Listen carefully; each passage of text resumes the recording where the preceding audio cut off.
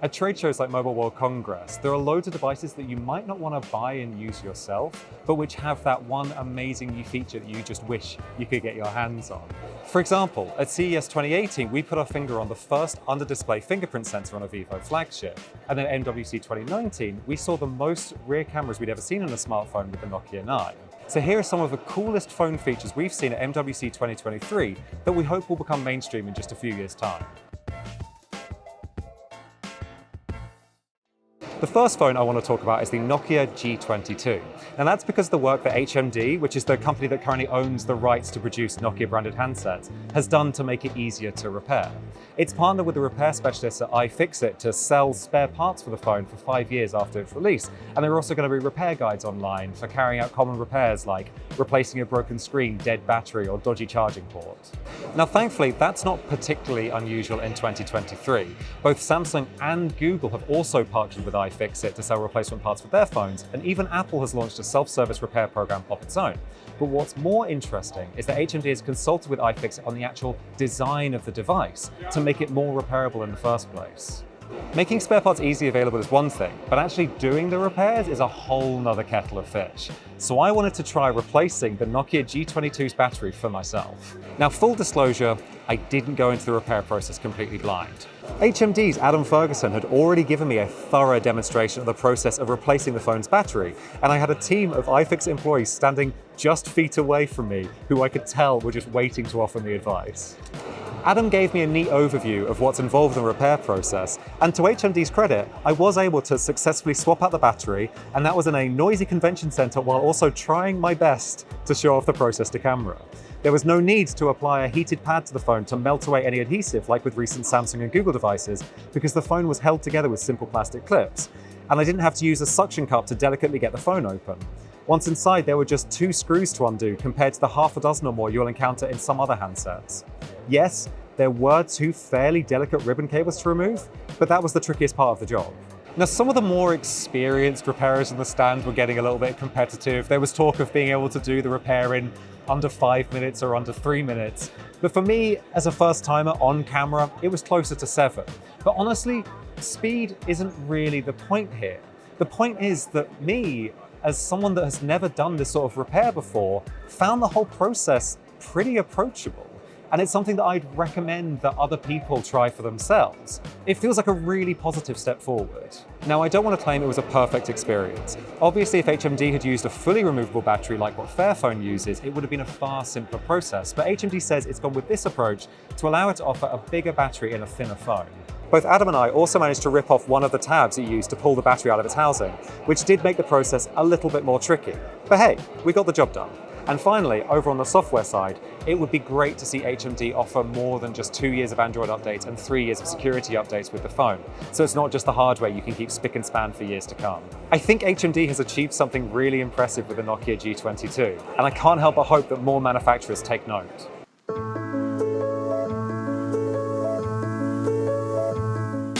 Next up, charging.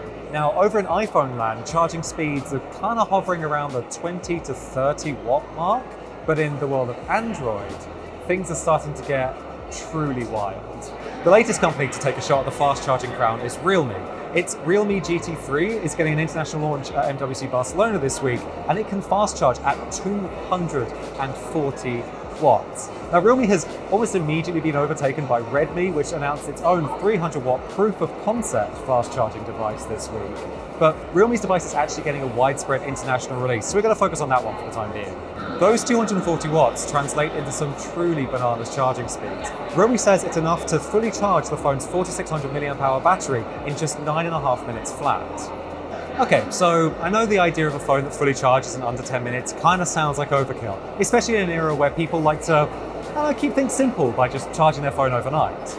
But hear me out. What if the 240 watt fast charging was only for emergencies? What if most of the time you use the same old basic 5 watt power adapter you've been using for years, but then say you forget to charge your phone overnight and you've got a flight, or you're on an important work call and your phone goes dead, and you know that just 30 seconds of charge with the 240 watt charger can give you an extra 2 hours of talk time. And that's a true stat, by the way.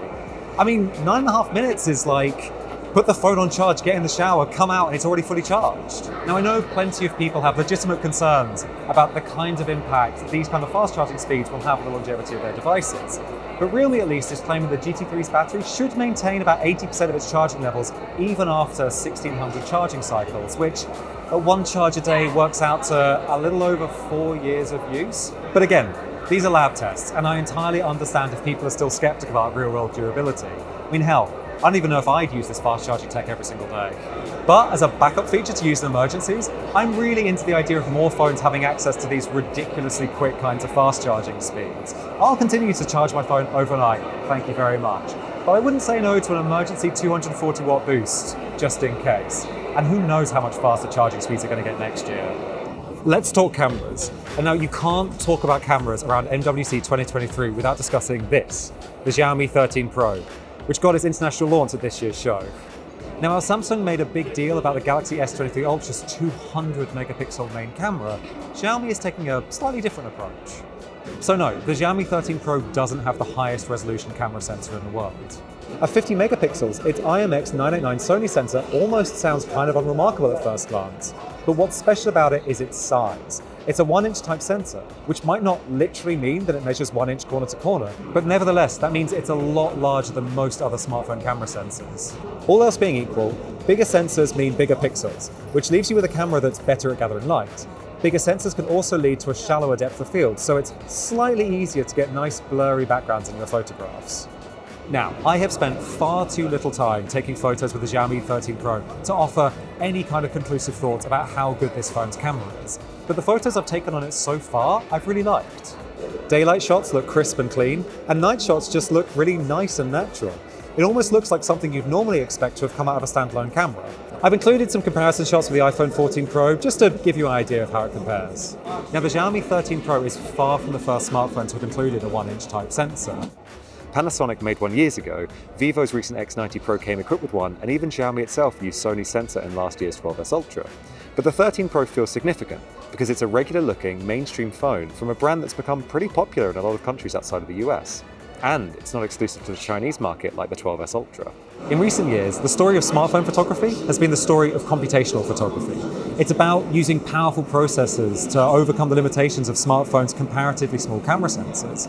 But the Xiaomi 13 Pro has me excited for a future where smartphones offer the benefits of both powerful camera software and hardware alike. And I really hope the rest of the industry is paying attention.